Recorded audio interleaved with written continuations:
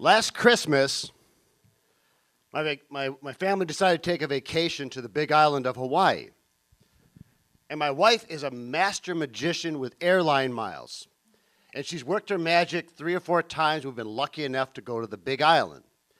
And it's kind of been our family's special place of refuge where just us 4 can escape Christmas, walk on those beaches, and swim in that beautiful, clear water. So before we left, we said everybody can live out a fantasy. If we can do it, we will do it. So my son Jesse, who was 16, didn't know what he wanted to do until we saw this handwritten sign on the Kona Pier. It said, "Jet skis adventures, big fun every day. What are you waiting for?" Jesse says, "That's what I want to do." We go, all right. We call the guy up. This long-haired guy comes loping up. He says, "Jet skis, I'm your guy, baby. Let's go." So he gets us into his dented tin boat. We motor out to sea. Jesse says, "Where's the jet skis?" He said, "Oh, they're out there on my island out there. See that island out there? That's my island, man." So we get close to this guy's island. It's more like Hillbilly Island. You know, it's got these old planks, shag carpeting, used tires, and 2 diseased palm trees. It looked like he had taken a deck from a trailer home, hauled it out to sea, and said, "This is my island." But it had jet skis on it. But it was a very choppy day at sea. So Gail didn't want to go. I didn't really want to go, but I had to go. So we jump on. Immediately, Jesse is the aquatic Dale Earnhardt. He just goes full bore, getting huge air over those waves, hair blown back, just going for it. And Alice and I, much more scaredy cat. We're just going like this because what scared me was high waves. Not Jesse. Not 1 second did he let up. He just went for it. He was just like my beautiful boy with his daredevil just boom. He had so much damn fun. He got done. He says, "Dad, let's do it again. There's nothing going to be as good as that." I said, "We got 3 more to go, Jesse." So my daughter, Alice, said, "I want to go parasailing." We had done that once before. I said, "Why do you want to go parasailing?" She said, "Oh, because it's so peaceful up there. I just loved it. It's like when you're up there so high up, there's like no trouble in the world."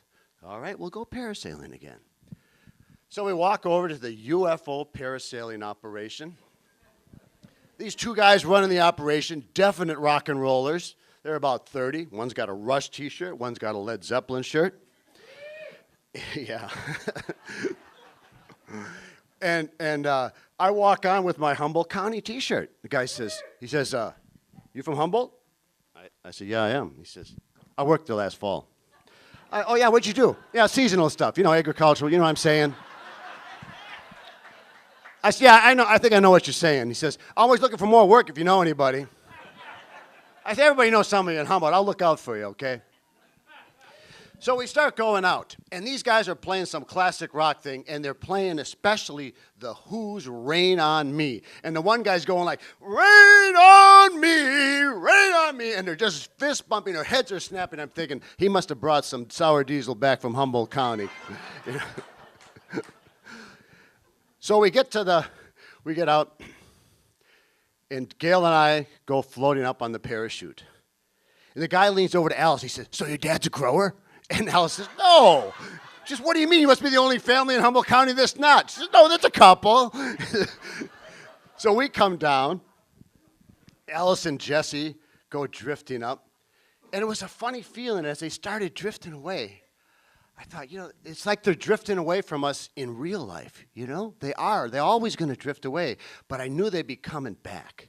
And as I looked at them way up there, I thought, it's like the world's longest umbilical cord. And I could kind of see them up there kicking their feet, and I knew they were laughing with each other because they always laugh with each other. And they're like 2 little happy birds, 1,000 feet up in that tropical air.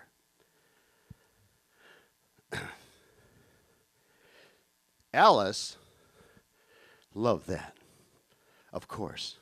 My wife wanted to walk across the volcano on New Year's Eve day.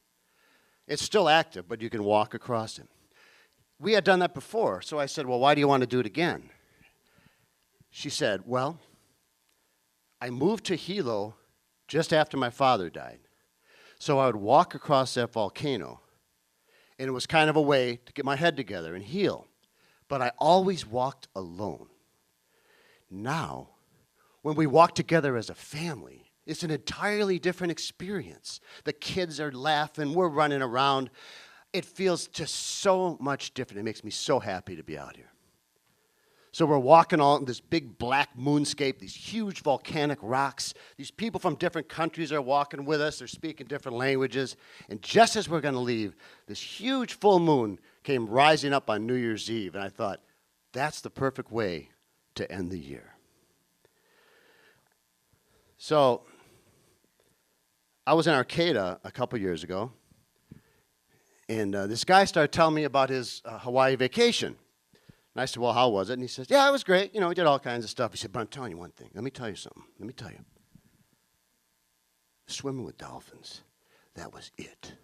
I'm telling you, man, they were magic. Those guys, they put a spell on me. I ain't kidding you, man. I haven't stopped thinking about them for 2 years. And I had never done this. I'd been there 3 times. And as he talked to me, the look in his eyes, I went, it was like some mystical bird came running up like this. He said, you have got to swim with those dolphins too.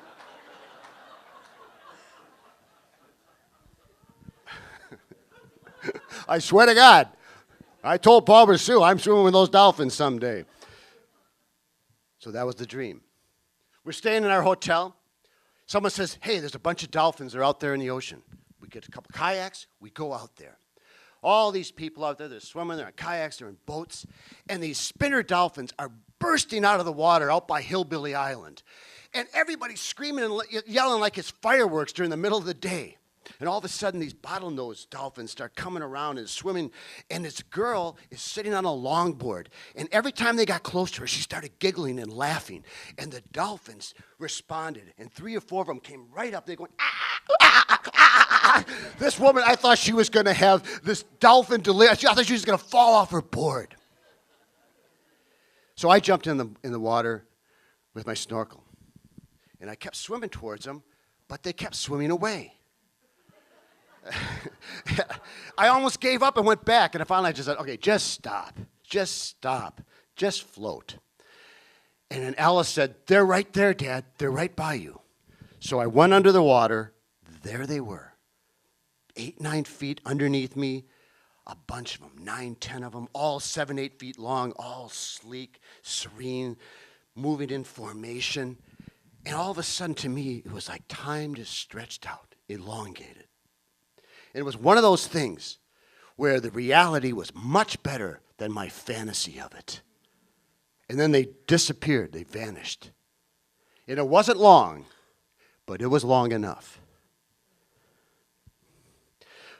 Well, a couple days before we left, I went to Kahaluu County Park. And it's a very low-key place, a lot of families hanging out. And it's famous for the turtles and snorkeling. So I was just sitting there, looking at it's a beautiful morning, looking at the sun, looking at the surfers.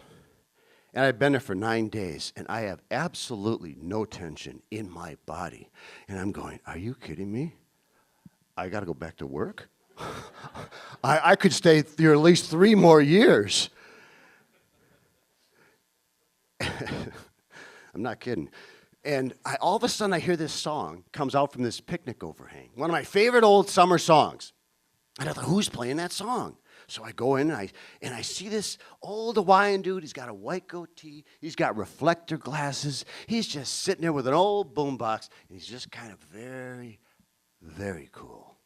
And I listened to the whole song play out of his sight, just looking at those surfers. And I thought, how lucky can a family get? I mean, really, how lucky can anybody get to spend a week like that? I mean, it was a gift to be able to have our fantasies, but to be with each other, walk around, have that time together. Life is short. I hope you all get a week like that sometime, even a day like that. And then to have the cherry on top, that old Hawaiian beatnik Buddha playing that song.